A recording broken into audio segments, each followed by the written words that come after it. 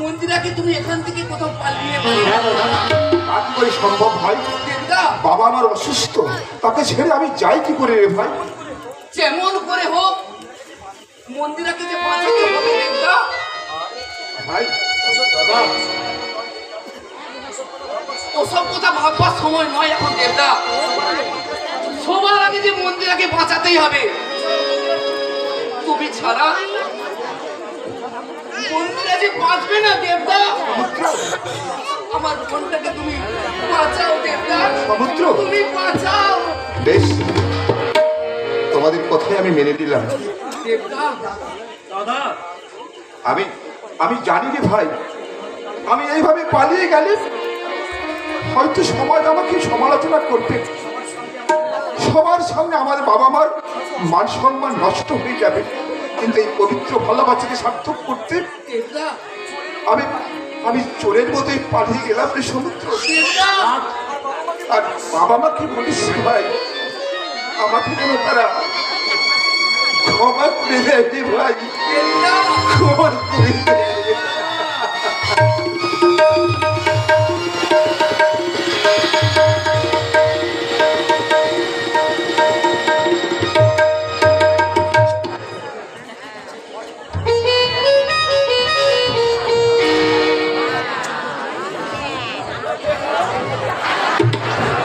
বুঝলে না ঝিনুক আমার মনের বিরহ যন্ত্রণাটা বুঝেও কিছুতেই বুঝতে চাইল না। তাই তো আজ গলা ভর্তি মাল খেয়ে ওই শাড়িকে ভরপুর গাল দেবে।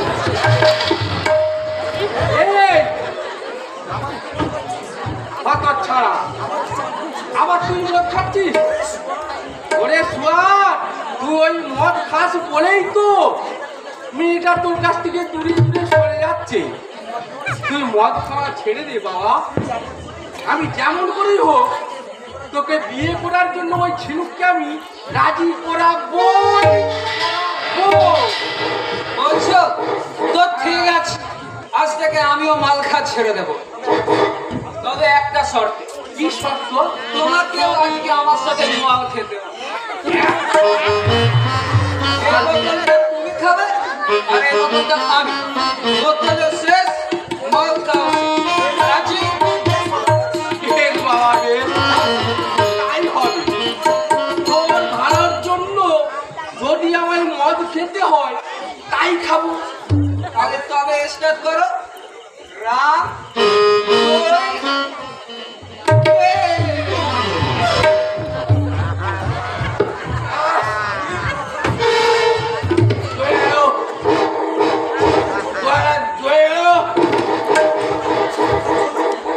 ঠাকুর ঘরে কুকুর ঢুকে মোনামা, ঠাকুর ঘরে কুকুর ঢুকে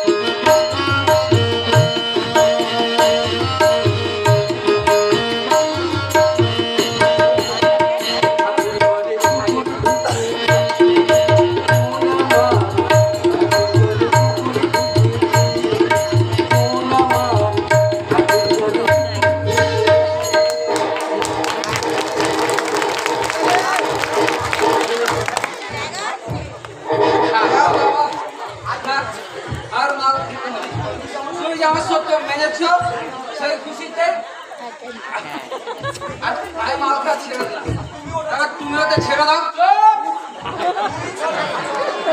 এটা হারে তুই ছাড়বি তো ছাড়, আমি মোট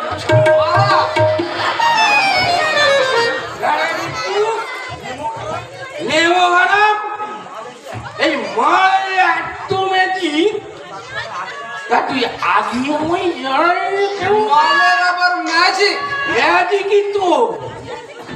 এই দেখ না, আমি ঘর থেকে কেমন ওই এই যে চাঁদ উঠেছে।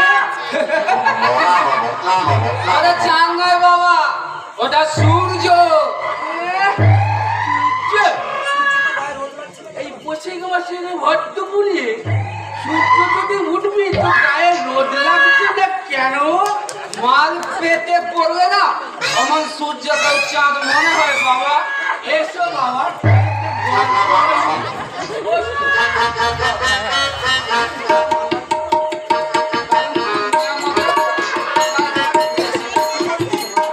বন্ধু মদ খেয়ে মার্কেটে যাচ্ছি, যেতে যেতে একটা ফুচকা দোকানে এসে গেছি। ওই সময় তারা বলছে আমি ফুচকা খাবো। এবার ফুচকা আনতে গেছে, বলছি একটু বসে থাক, আমি ফুচকাটা নিয়ে আসি। ফুচকাটা যেই আনতে গেছে, হাওয়ায় তার পদের লুঙ্গিটা উল্টে গেছে। ফুচকাটা নিয়ে এসেই দেখছে কোথায় কি হলো। এনে বাবা, কিছু হচ্ছে না। ফুচকা খা। পদ না মুখ সে তো দেখতে পাইনি, এই পদেই দিচ্ছে ফুচকা। সে বাক্যংশ করছে, ফুস করে পেরেছি। বলছে ভুল দিচ্ছিস কেন বাবা? এটা যে ঠান্ডা হয়ে গেছে, গরম নয়নি। কেমন লাগলো ভাই? শালা কি মাথা দেবে ছেলেকে কিনা ভয়। একটা কথা আমি কিছুই মনে করতে পারছি না। কি কথা বাবা?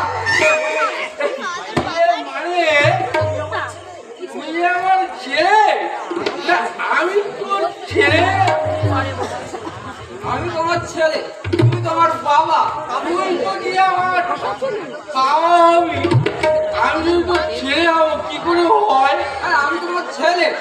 তুই যদি আমার ছেলে হবি তাহলে আমি তোর কে? আরে বলছি তো আমি ছেলে। তুই যদি আমার ছেলে হবি আমি তোর কে? আরে ছেলে। বলি কি হলো মাদুর কাকা, তোমরা দুজনে এমন করছো কেন? তুমি ওকে মুখ পরিষ্কার মদ খেয়েছো নাকি? দে একটা বিহিত করে নে মা। বলি কিসের বিহি? ও আমার ছেলে, আমি ওর ছেলে। কেন? ও তো তোমার ছেলে, ও যদি আমার ছেলে তা আমি ওর কে? তুমি ওর বাবা। ওর মা হই, ও আমার কে? ও বলছি তো ও তোমার ছেলে। আমার ছেলে নয়। মদ খেয়ে মাথা ভেঙেছে। যাও বাড়ি যাও বলছি, যাও বাড়ি যাও।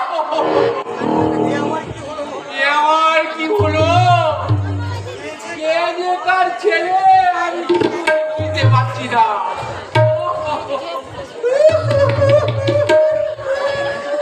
বলি এই মুখরা, তোর আবার কি হলো?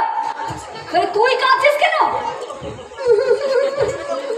এই চুপ কর, চুপ কর। বল, মদুর কাকাকে কে মদ খাইয়েছে? তুই? বলি কেন খাইছিস? যে মানুষের জীবনে কখনো কোনোদিন মদ খায়নি, আর তাকে কিনা তুই কেন খাইছিস? কাউকে বলবি না তো? না বলবো না, বল। আরে, আরে আমার কাছে, আরে বলবি তো। বলছি দাঁড়া, শুধু তোকে কাউকে বলবি না তো? না বলবো না, বল। সত্যি আরে হ্যাঁ বাবা, বল। শুধু তোকে বলবি। আরে বল না, কি বলবি? আমি না কি? আরে কি বলবি তো?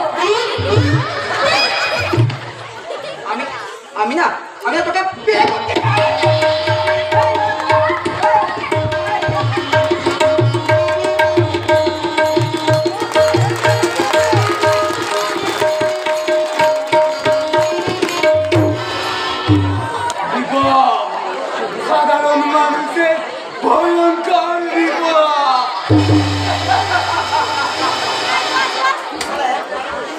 একটা ভুলি আমার জীবনে ছটা মাস মাইনাস করে দিল।